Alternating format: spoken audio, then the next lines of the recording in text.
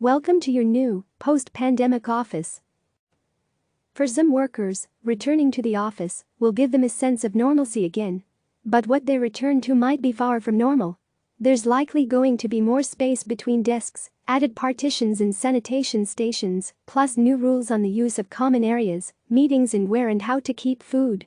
Oh, and there might even be robots. Who's coming back when for many companies, there won't be a mass influx of workers returning to the office all at once. Some companies could bring workers back in phases, while others might create staggered schedules that will limit the number of people working in the office at the same time, so it's not filled to capacity and easier to keep workers apart. We could also see more employees continue to work from home permanently in order to help reduce the number of people in the office. Getting into the office, companies will want to have more control over who is coming into the office. Expect temperature checks at the entrances, where anyone who is exhibiting a fever could be sent home. Some companies are going a step further in providing antibody testing. Real estate firm Rastiger Property Company in Austin, Texas, gave all its workers antibody tests. The company paid for the tests, which were done in a conference room over the course of several hours. Workers didn't have to disclose their results unless they chose to.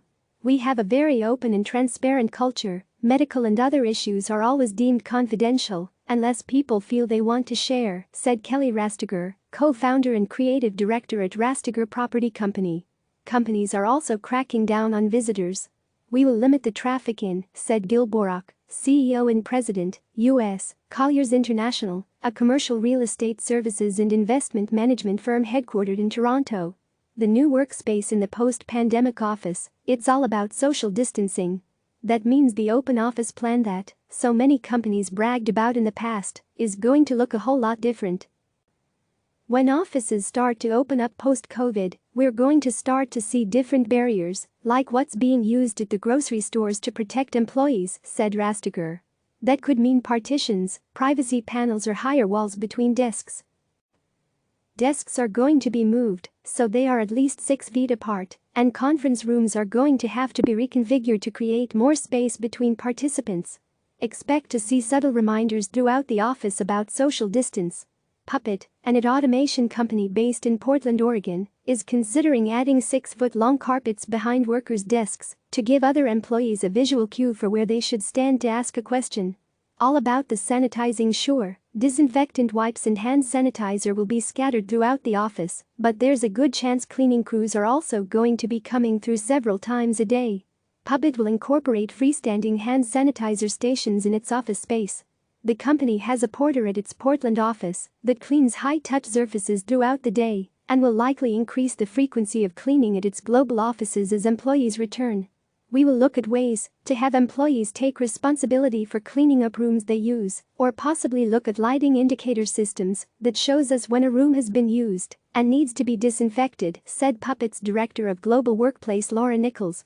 Companies could also use stickers to indicate a space has been sanitized to assure workers that they are entering a clean space, said Rastiger. When a person leaves the office or conference room, they will sanitize the whole thing, table, chairs, everything that gets touched is sanitized, she said. You might also have to rein in all those knickknacks on your desk.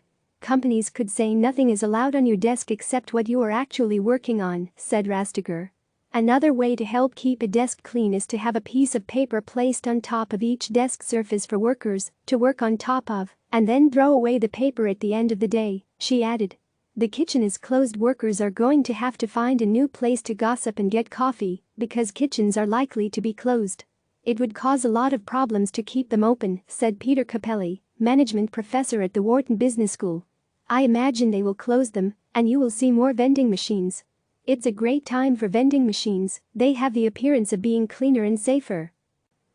To help offset the loss of the communal coffee after it closed its kitchen, Rastiger Property Company purchased coffee makers for workers who wanted one to keep in their office. Some companies might also be more strict with food in the office. Puppet removed communal food and utensils in its offices. It is too easy for that to contribute to the virus spreading, said Puppet CEO Yvonne Wassenaar.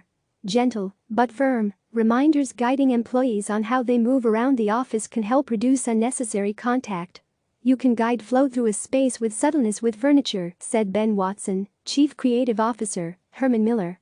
Using items like a bookcase, filing cabinets or even large plants or trees can help direct traffic and limit access to certain areas. At Puppet, leaders are looking for ways to direct traffic in the office to help minimize pinch points and maximize distancing. For instance, certain hallways and stairs could become one-way only. More square footage. Social distancing requires a lot of space. Even if some employees work from home permanently, employers might still need to increase the size of their offices to accommodate everyone. My guess is we'll have more demand for office space, not less, because people will want social distancing, said Eric Schmidt, former Google CEO, said Sunday on Face the Nation. He also said that companies might open up more hub-and-spoke systems. Smaller offices could be located in more suburban settings close to the main office and employees' homes to cut down on the amount of time employees would spend on public transportation.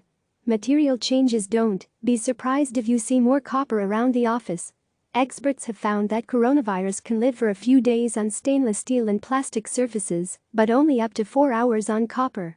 We are going to have to look into sourcing materials that are antimicrobial and that bacteria and viruses can't survive very long on, said Rastiger.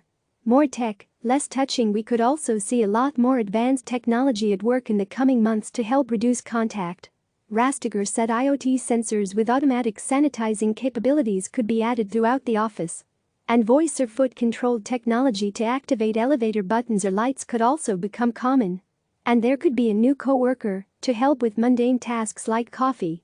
Robots might be coming into offices, said Rastiger. You order through technology like an iPad and have a robot bring you the order. Click subscribe to receive the latest news.